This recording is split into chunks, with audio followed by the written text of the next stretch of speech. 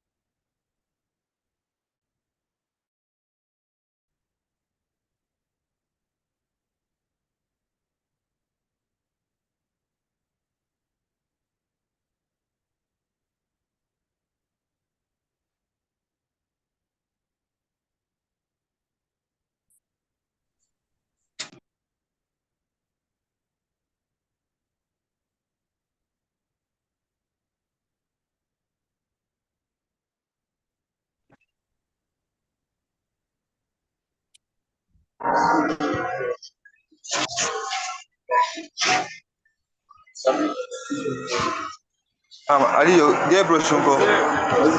Ali, that brush unko. You can. I was denying everybody.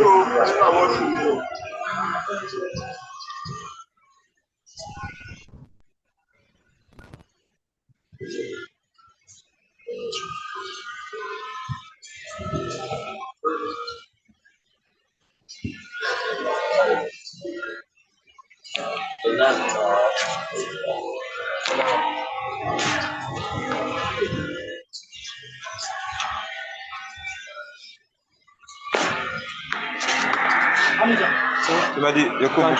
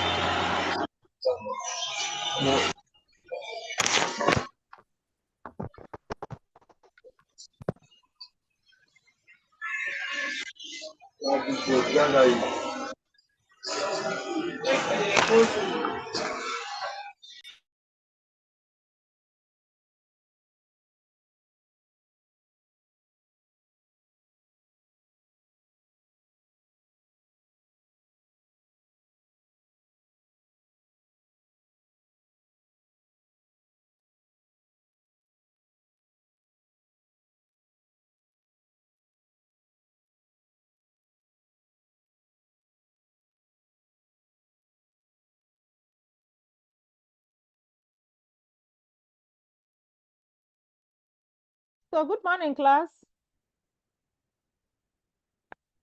If you can hear me, just put it in the text that you can hear me.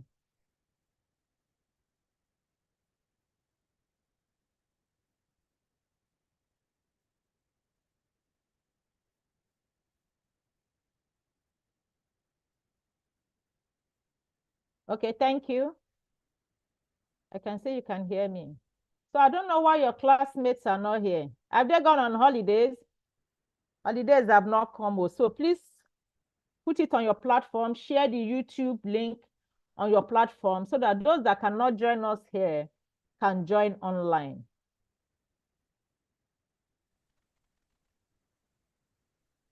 And please, don't unmute yourself so that we can have a successful class. When people are talking, it interferes with my lecture and you won't be able to enjoy the lecture. So please, let's keep mute. If I need any question, when I ask, you just put it on the chat. You just put it on the chat. That is all I need from you.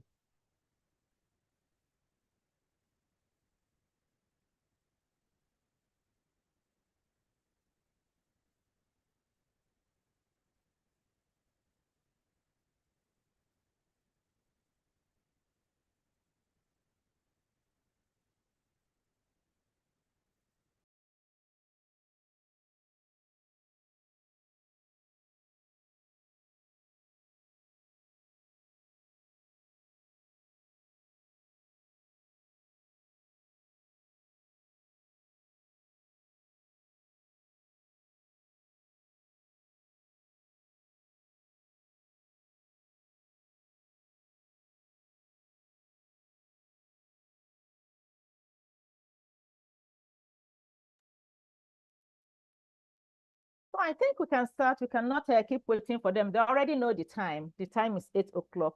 It's just a 1-hour lecture, 8 to 9.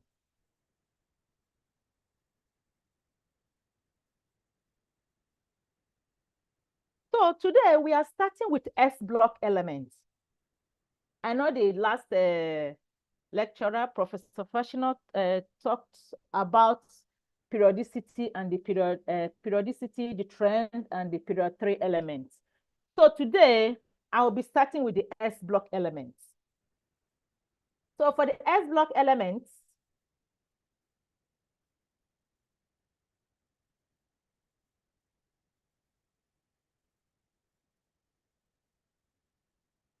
so for the S block elements, we have your lithium, sodium, potassium, rubidium, cesium, and your francium. Now, if you look at the periodic table, you see that your hydrogen is also in that period 1 element. But your hydrogen, most times we don't group it as a period 1 element. The first element is usually your lithium. Your lithium is, though hydrogen is also in that first period, but the first element in your period 1, in your group 1 element, is actually your lithium. Because if as we go on, you see that all the elements in your group 1 are metals. And you agree with me that hydrogen is not a metal. So that's why that hydrogen is the first element in that period, in the periodic table. But the first element in the group 1 element is your lithium. And again, your lithium has characteristics that has to do with both, your hydrogen has characteristics that has to do with both your group 1 element and your group 7 element. In terms of electronic configuration, you see that your hydrogen is 1s1. So it can behave like an alkali metal by losing its only 1 electron, which is also similar to your group 1 element, like your sodium, your potassium, your rubidium. It can also behave like your halogen, that is your group 7 element, by getting 1 electron to form a hydride.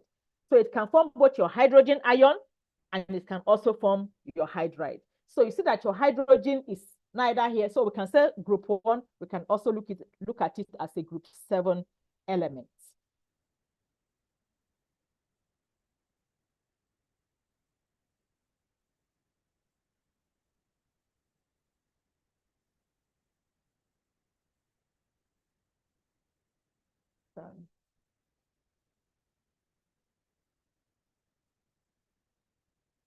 Okay.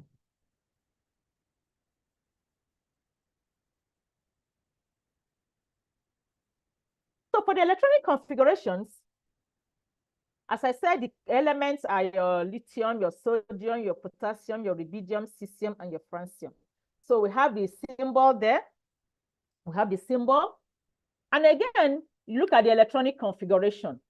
For the electronic configuration, it's very important that you know how to write your electronic configuration. I know most of you normally write the 1s2, 2s1, and all that. But here you see that the electronic configuration, like for your lithium, you have your helium, 2s1. So what that tells us that your helium is completely filled, because if you want to write the full electronic configuration, you are going to go 1s2, 2s1. So that 1s2 is actually saying that your helium, that orbital already has the maximum number of electrons. That is why you have it helium in that bracket showing that it is complete. So that is why you have your lithium as 2s1.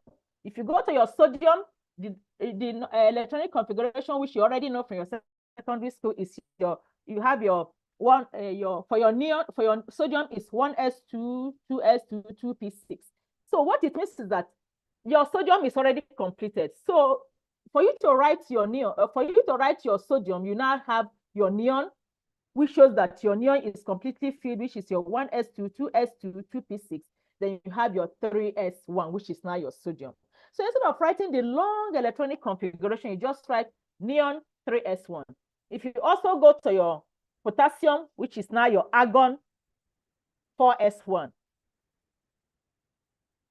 you agree with me that if you want to write it in full, it's going to be 1s2, 2s2, 2p6, 3s2, 3p6. So you don't need all those. So you just, once you write it this way, it's acceptable. It's accepted. So your potassium is your argon 4s1, and that goes down.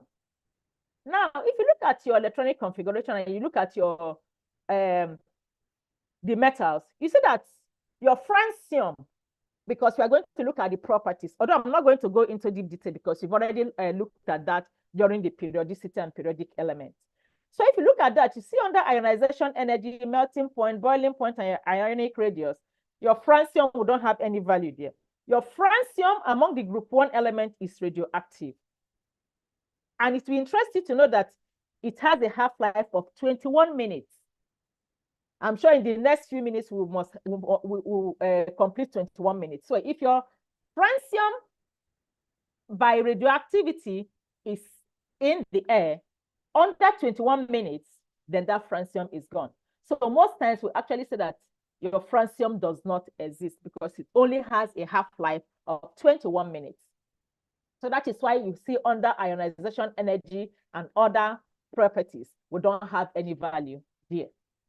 So for ionization energy, we look at the trend. You see that the trend, it reduces as we go down the group. Of course, I would have asked you the reason, but we don't have time and I will not be able to, I won't want to unmute you.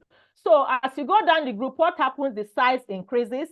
And you see that your lithium is closer to the nucleus. So the nuclear pool is high there. So I know that ionization energy is the ability, that is the energy you require to remove the valence electron. And because the energy, the nucleus and the valence electron, the energy there is high. So the ionization energy for your lithium is going to be very, very high. But as you go down the group, the size increases. So the valence electron is further apart from the nucleus. Then the ionization energy reduces. So that is the trend for your ionization energy. It also follows for the melting point, the boiling point. So you see that the ionization energy, melting point, and boiling point actually follows the same trend.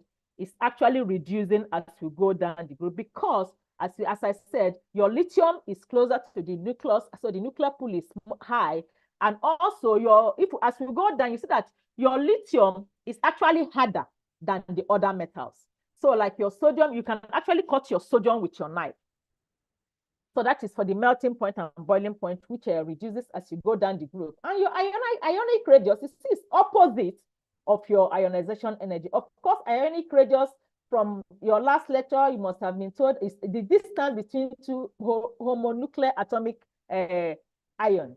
So here you see that as you go down the group, the size increases. So the distance between the two homonuclear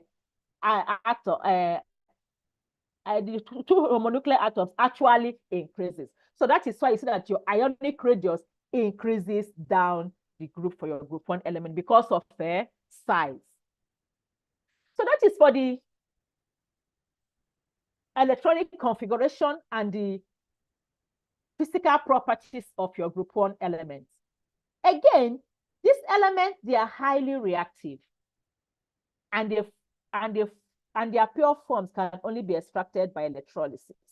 So because they are free in nature and they are very, very reactive, what happens is that you don't see them as a free element, because whatever they come in contact, they react.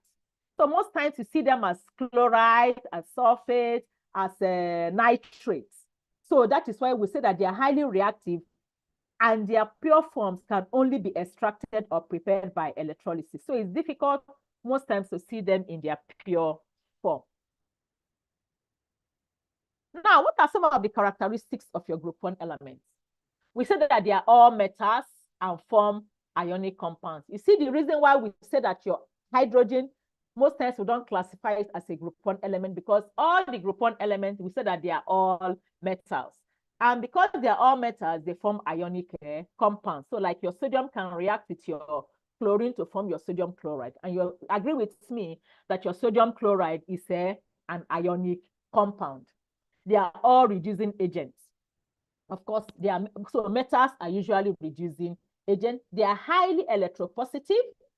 They are very reactive. I've already explained this. They are highly reactive. So most times you don't see them in free state or their free nature. And reactivity increases down the group. This also has to do with the size, because when you talk about reactivity, we are talking about the valence electron reacting or combining with with another element. So because as we go down the group, the size increases, so the valence electron is usually very free to react. So reactivity increases down the group. They don't occur in the free state, as I said. So they exist as chlorides, nitrates, sulfates, and carbonates. We are going to see this as we go down the class. Now, lithium is the first element, but it's not completely typical of your group 1 elements. And what is the reason? Because of the size. Your lithium has a very small size, but the charge is high. And because of this, the hydration energy is large. What do we mean by hydration energy? We are actually talking about the amount of energy that is released when 1 mole of iron undergoes hydration, and that is a solvation. So because of the small size and the high charge, your hydration energy is usually high.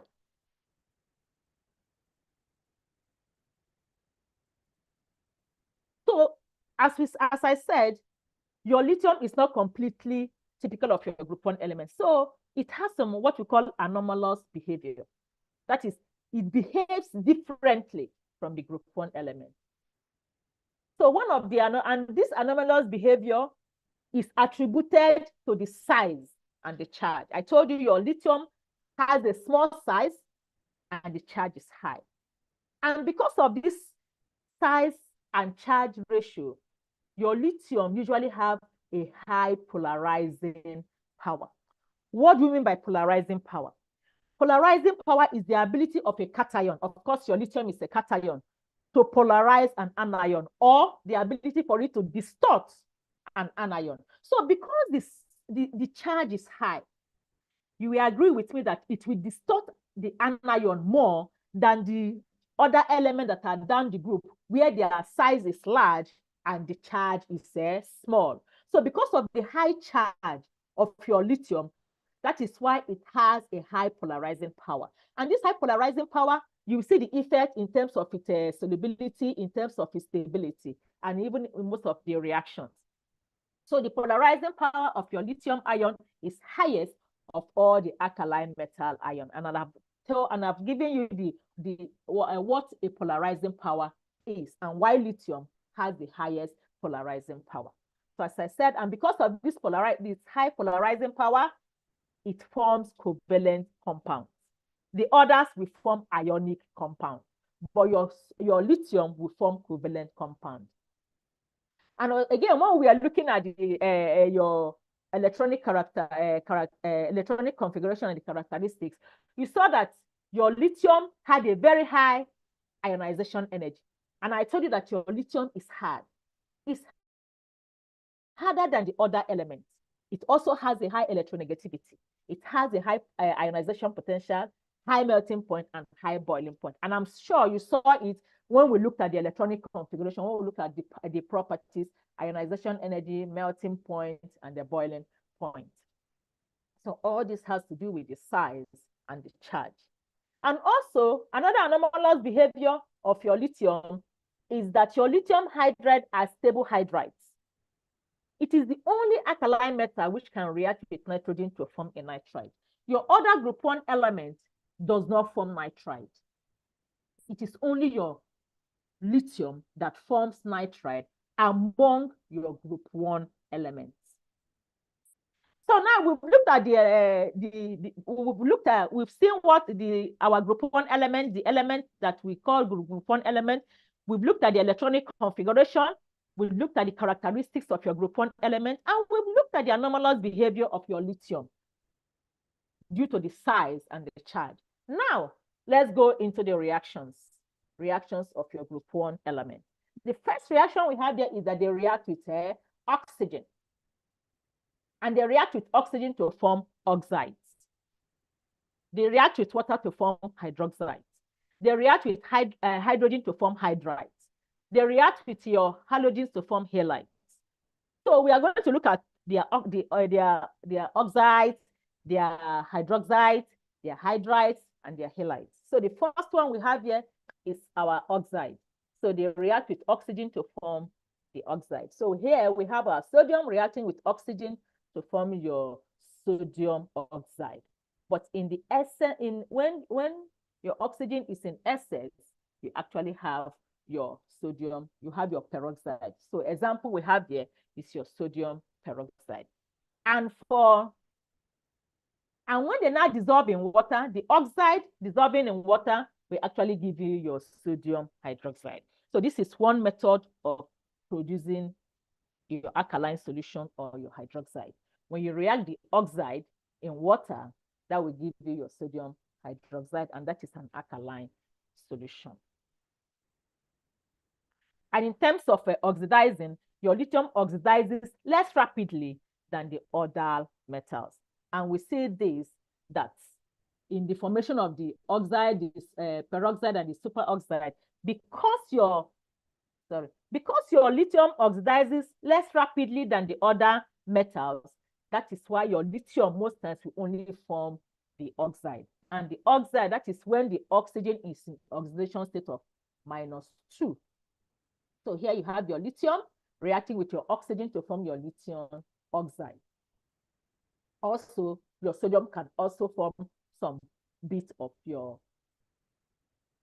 sodium oxide. That is when the oxygen is in oxidation state of -2. But as we go down the group, you have the formation of more of the peroxide and the superoxide. And that is why you see that your sodium and your potassium will form your peroxide. That is your oxygen in oxidation state of -1, while your potassium, your rubidium, and your cesium will form the superoxide, and that is your oxygen in oxidation state of half. So we have -2, -1, and then -half. That is your normal oxide, your superoxide, and your peroxide. Now, we say that lithium forms only the normal oxide. So the formation of the other oxides are usually due to the energy that they release when these oxides are formed. So what happens is that the metals lower the group are bigger and they have a low charge density. And because of this, their polarizing power is lower. So you see that the formation of oxide, superoxide, and peroxide also falls back to the polarizing power of the element. So at the top of the group, your lithium has a higher charge density, so it will tend to polarize more than the lower element.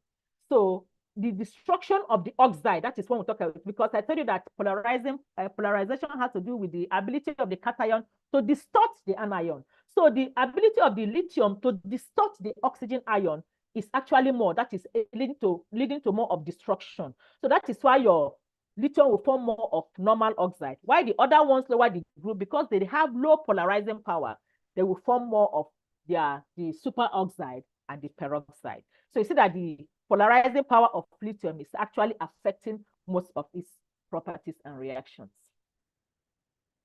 So the other reaction is the reaction with water.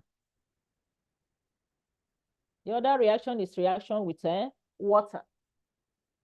So with the exception of your lithium, which reacts slowly, the other group 1 elements react violently with water to give your corresponding hydroxide. So you saw that your hydroxide, we can actually form the hydroxide by reacting the oxide with water. You can also form the reoxide by reacting the metal with water. So these are 2 ways that your group 1 element can form hydroxide. And the hydroxide of your group 1 element are usually very strong bases, and they are very soluble in water. They are strong bases because your group 1 elements are strong, they are alkaline. They are strong bases, and because they are, of course, they are alkaline, so they form strong bases. Your lithium hydroxide is slightly soluble in water, while the other hydroxides are highly soluble in water. Now we look at their hydrides. The hydrides they form ionic hydride, and formation of the hydrides is the reaction of the metal with hydrogen. Once the metal, like your sodium reacting with hydrogen, will form your sodium hydride. So we have just 40 participants. I hope the others are listening via YouTube. So the hydrides are ionic. The metals they form positive ions with the hydrogen, and they form positive ions while the hydrogen forms the negative ion. And they are very, very reactive. The hydrides are very reactive, just like the oxides. The oxides are very reactive with water, and the hydrides are also very reactive with water. And of course, reaction with water will also form the hydroxide. And one important hydride among the group 1 elements is your lithium aluminum hydride. It's a very common example, and I'm sure even in in organic chemistry, you see that your lithium aluminum hydride is a very strong reducing agent, and it's used in organic chemistry. We can actually use it to reduce the amides to amines. So it's a very important hydride among the group 1 elements. Now we look at the halides. The halides, as I said, is the reaction between the metal and the halogen. Example, if you react your sodium with your chlorine, that will give you your sodium chloride, and that is your halide. So your halides, we have the fluorides, we have the chlorides, we have the bromides, and we have the iodides, and they are all soluble in water. Solubility also has to do with the bond. You know that your lithium, as I told you, is more covalent. So your lithium will not be so soluble in water, while the other metals will form more of ionic compounds. And because of the ionic bond, so they are more soluble in water. So like when we say like dissolves like, your sodium chloride, they are polar, your water is polar. So like will dissolve like. So that is why the halides, like example, your sodium chloride, your potassium chloride, they are all soluble in water because the bond that they form is ionic bond. As I said, the halides of your lithium dissolve with difficulty. Your lithium, they form more of covalent compound because of the polarizing power. We also have a hydrohalic acid such as your HCl. And this one can be prepared by the reaction of your sodium chloride and your H2SO4. Of course, the halide of your hydrogen is your hydrogen chloride, but you cannot prepare it by reaction of your hydrogen and chlorine. You know, the others you can prepare, your sodium can react with your chlorine to form your sodium chloride, but your hydrogen, your HCl is not prepared by reaction of your hydrogen and chlorine. is actually prepared by reacting the corresponding metal halide. So because you want to prepare HCl, you have to use the corresponding halide, that is your chlorine. So you can react with your sodium chloride with your H2SO4 to give you your HCl. That is how that is how your hydrogen chloride is formed, not reacting the hydrogen with your chlorine. Now, that is the reactions of your group 1 elements. So we've looked at their reaction with oxygen to form your oxides, and we've looked at the different types of oxide that can be formed based on the polarizing power. We also looked at their formation with water. When the oxide or the metal react with water, they form the hydroxides. We also look at the hydrides. When the metal reacts with your hydrogen to form the hydride. We have also looked at the halides. When the metal reacts with your halide, when they react with your halide, to form, when they react with your chlorine, your bromine, and your iodine to form the halide. But as I said, your HCl is not a reaction between the hydrogen and the chlorine. Now, have we looked at the reactions of your group 1 element? We are going to look at the formation of the oxo salts. This is very important because right now it's good that we are taking this lecture right now because we are already looking at the group in your qualitative, you are already looking at your qualitative analysis, where you look at your salt analysis, your cations and your anions. So I advise you to pay very good attention to your oxo salts. So your oxo salts are very stable salts. They form very stable bases. Your group 1 element, they form very stable, strong bases. And these bases are very stable oxo salts. So when you talk about the oxo salts, these are the compounds usually have oxygen. That is why the name oxo. They usually have oxygen in their compound. A good example, you have your carbonates, you have your bicarbonates, you have your nitrates, your nitrites, your sulfates, and your sulfites. So let's look at the first one, your carbonates. They have the general formula, your M2CO3. That is the general formula. Example, you can have your sodium carbonates. You can have your potassium carbonate. So they have that is the general formula. M there stands for your metal, so you can have your sodium CO3. So that is the general formula of your carbonates. And they are white solid at room temperature.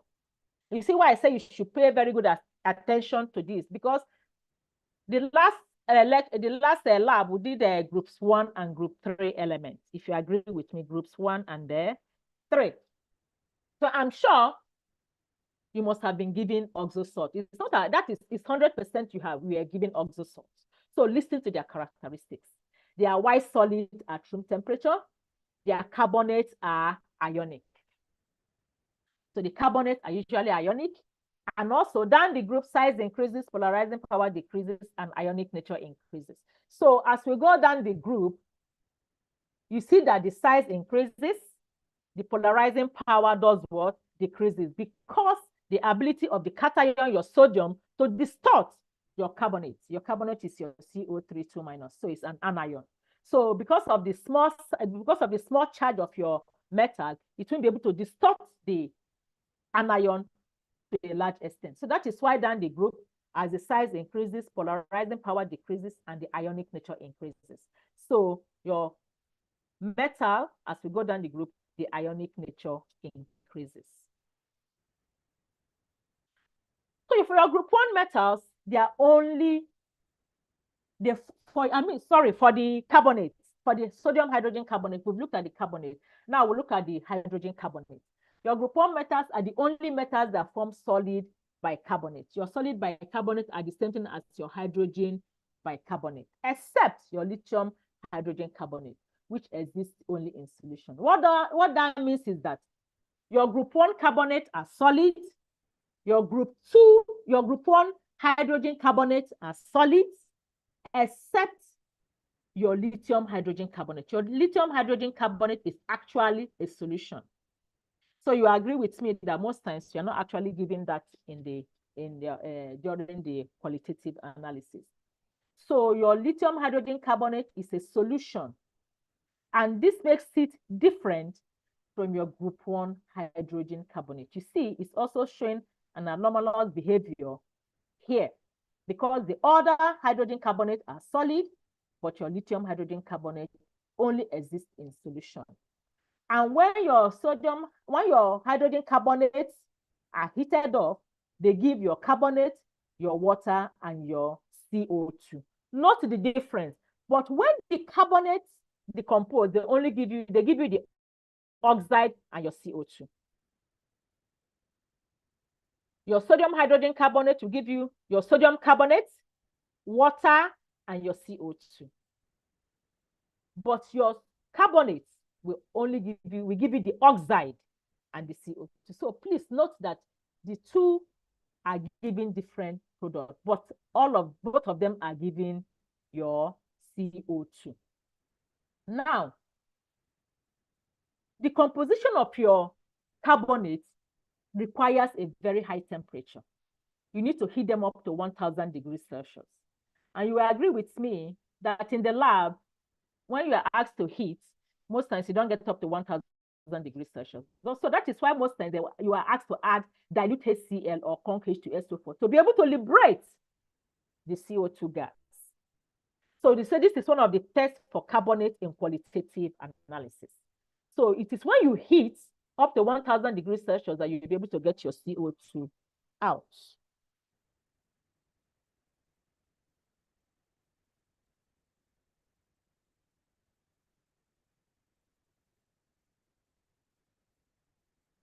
Sorry.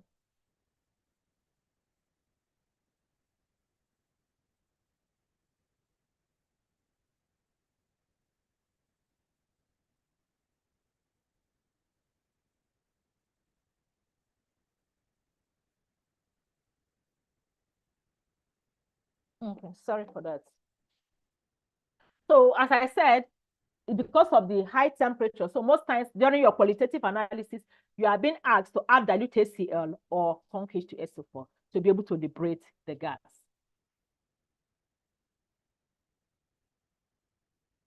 So your hydrated sodium carbonate, you can actually use it as a washing soda.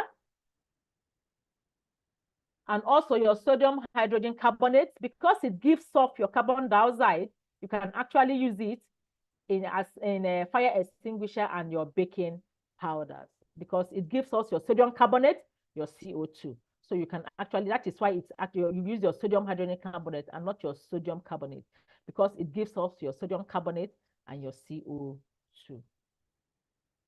Now we'll talk about the thermal stability. We'll talk about the thermal stability.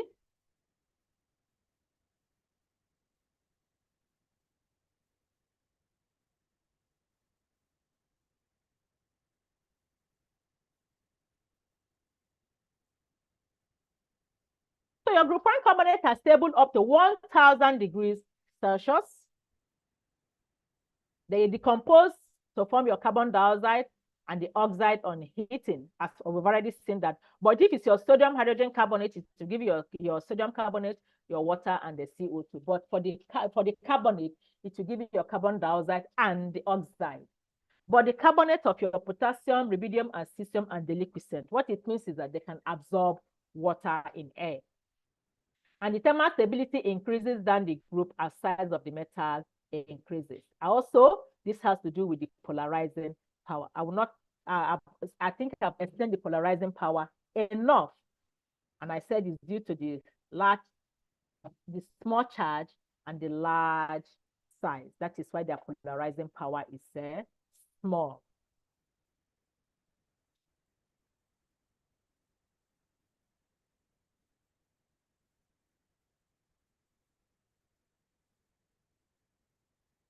So are we making progress? I want to hear you. Just put it on the chat. Are we good?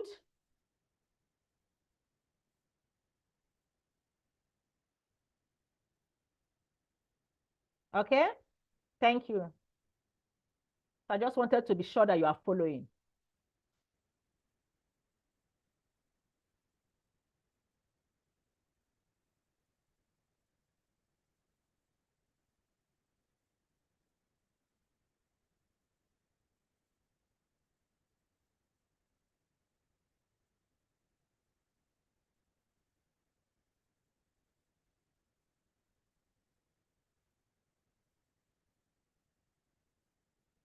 Okay. So we've agreed that it's because of the polarizing power. Okay. So we continue. So now your lithium carbonate is unstable. On heating, it decomposes into your lithium oxide and your CO2. Now we said why do we say your lithium carbonate is unstable? It's unstable because of your lithium carbonate is more covalent, but your lithium oxide is more ionic. So we say instability of your lithium carbonate is due to what? The stable lattice of your lithium oxide than your lithium carbonate.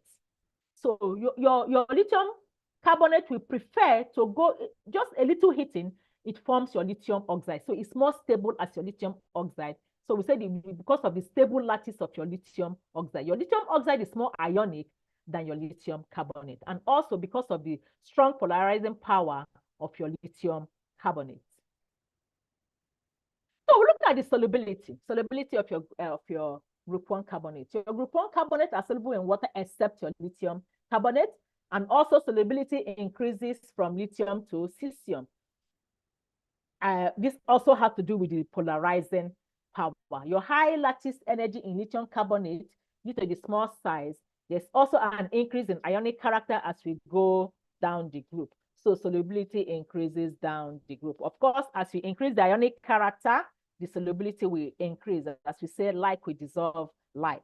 So the more the ionic character, the more the solubility. So we look at the nitrates and the nitrites. So we've looked at the carbonates and your hydrogen bicarbonates. So for the nitrates and the nitrites,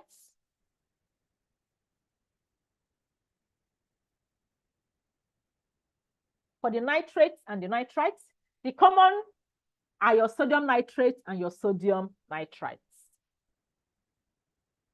And then for your sodium nitrate, you can actually synthesize this by reacting your nitric acid and your sodium carbonate.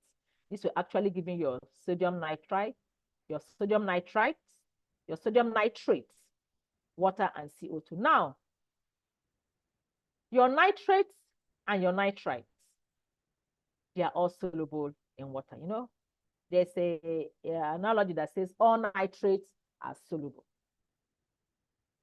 And your sodium nitrates is usually used as fertilizer. That is one importance of your sodium nitrate.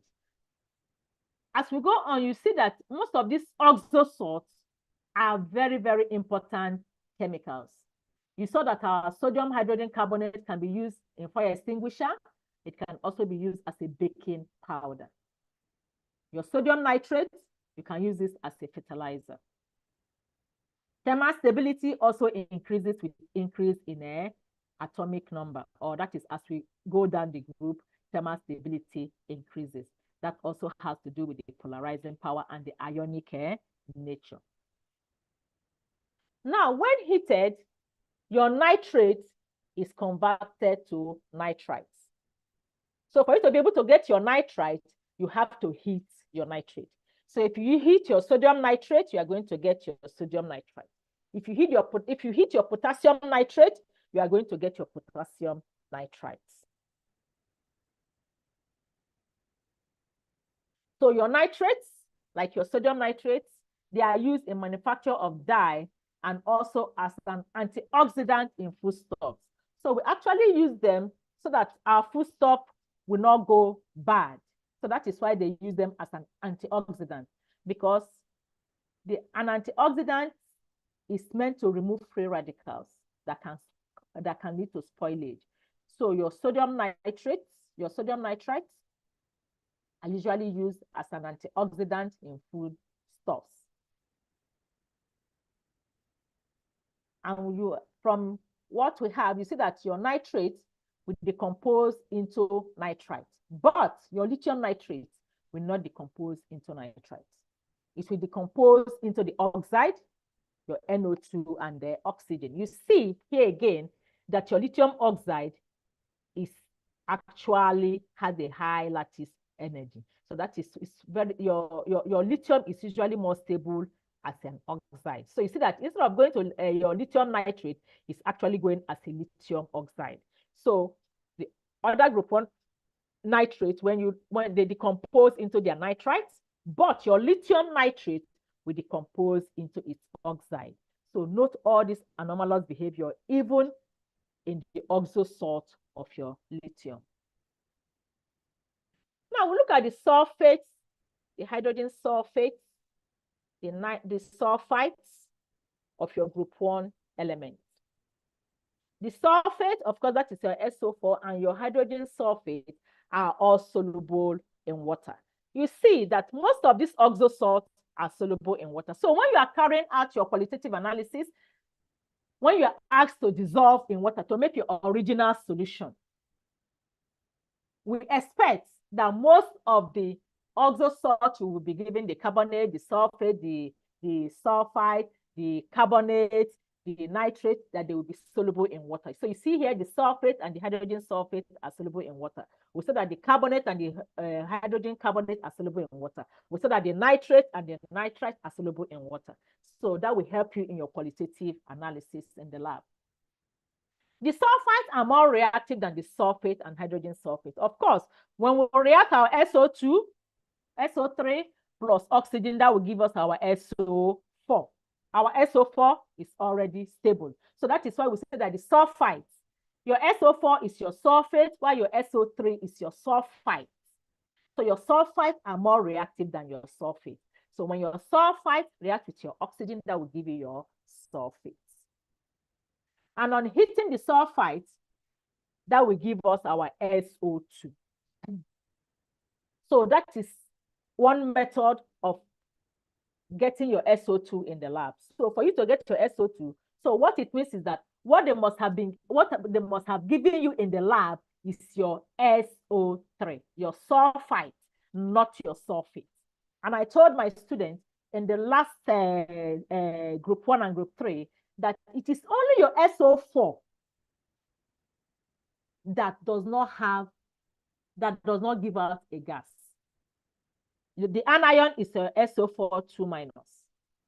So it is only your SO4 2-, the anion, that does not give out any gas. So your SO3, your sodium sulfite, will give out your SO2. Your carbonate will give out your CO2.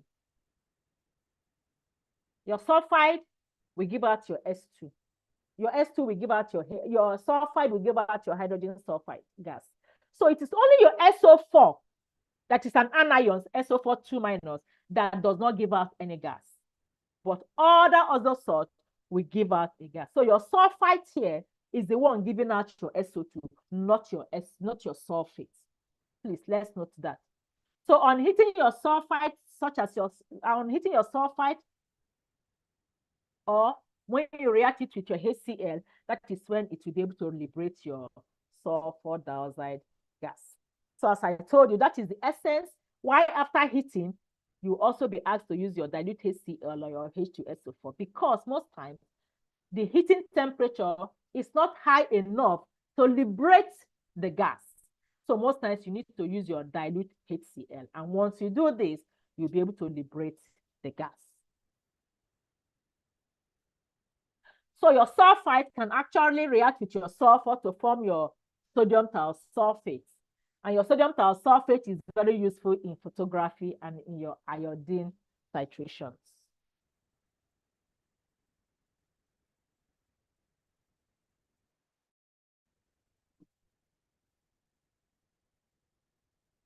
Now, we've looked at our oxo salts. We've looked at our carbonates and our hydrogen carbonates.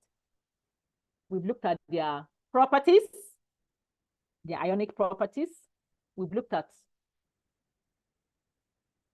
how we liberate the gas, because that is the essence as I said, this part of this lecture is very important in your qualitative analysis. And I'm happy that you are actually looking at the salt analysis, your cation, your anion, and the gases. So it's actually going to help you. We also looked at the nitrates and the nitrites. We also looked at the sulfates and the sulfites. Now we look at the uses of your group 1 elements. You agree with me that as we are going along the lecture, we saw a lot of uses of your group 1 elements. This is just an added use to the ones we've already explained. Your lithium. Your lithium is used in small, long life batteries. So you can actually use your lithium in most of our batteries actually contain lithium. And your lithium, as I said, your lithium aluminum hydride is one important, powerful reducing agent in organic chemistry. I'm sure as you go along in your organic chemistry lecture, you will see why we said that your lithium aluminum hydride is a strong reducing agent. That is for your lithium. Your sodium is also a reducing agent. It can combine with other metals to form alloys. And alloys, most times you actually use it to prevent corrosion. Your potassium is used in the production of potassium oxide. I will ask you, this potassium oxide, what type of oxide is this? Put it in the chat, everybody. The oxide, the potassium oxide we have here. What type of oxide is this? I want to see that in the chat. Everyone. What type of oxide is it?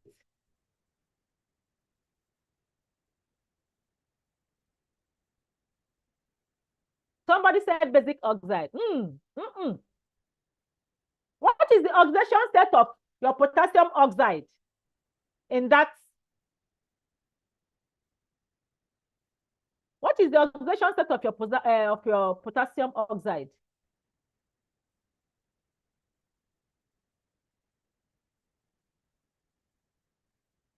-half, correct. I told you that the metals than the group, they form more of your superoxide.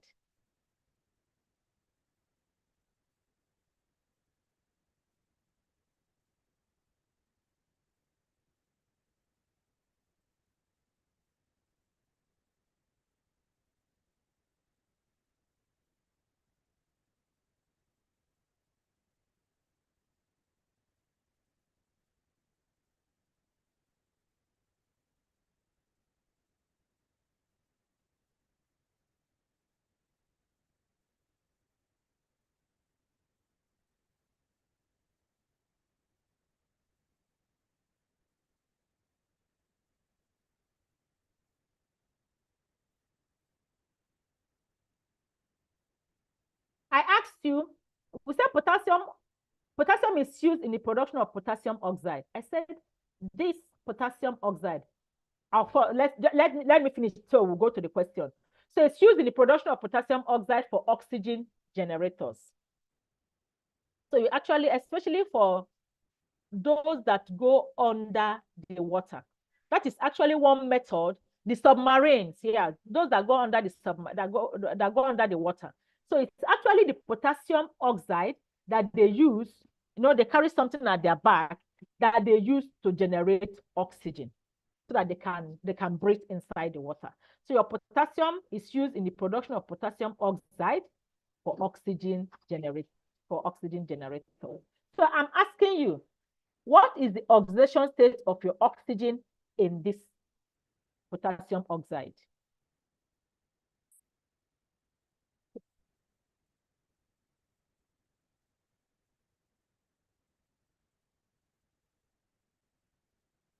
I'm waiting.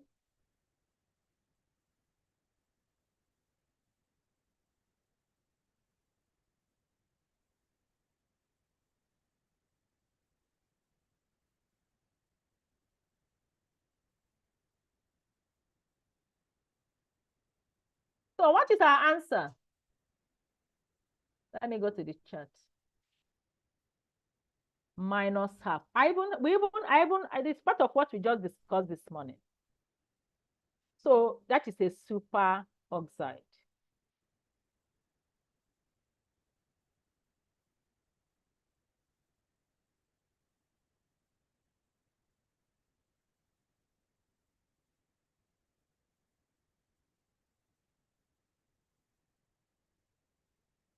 So that is it. So this is your normal oxide, oxidation state of -2. Your peroxide, oxidation state of -1, and your superoxide, oxidation state of minus half. Of course, here this is actually the potassium oxide that is used to generate oxygen. So it's a superoxide. It has oxidation state of minus half.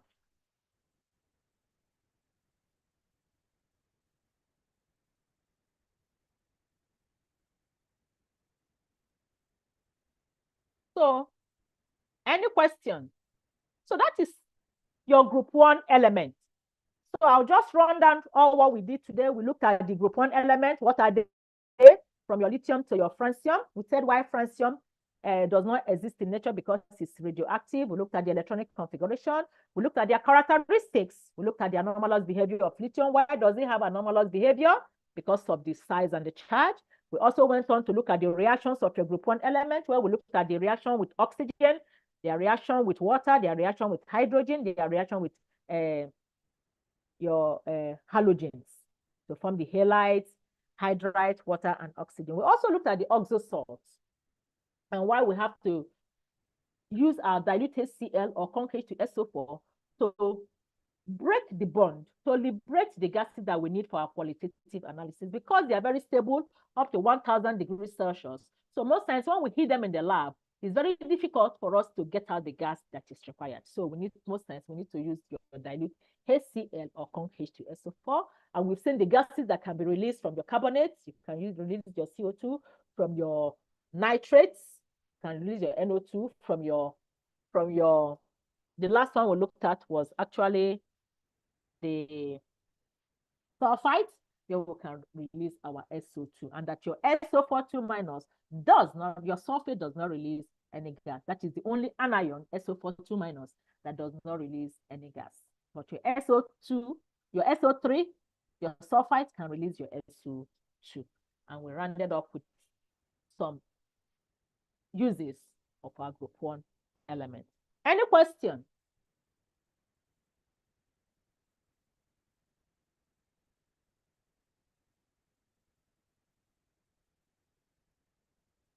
Any question?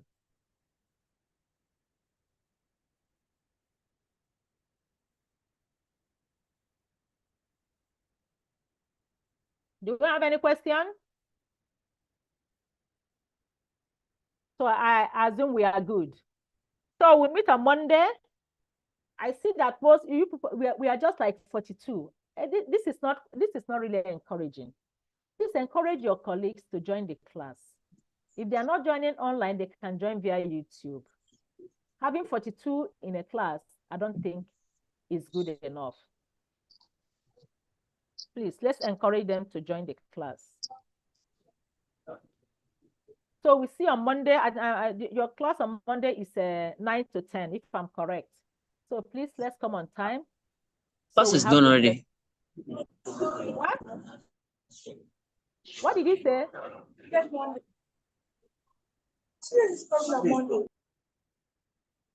We have a lecture is okay, it's true. Lecture is public holiday. Monday is public holiday.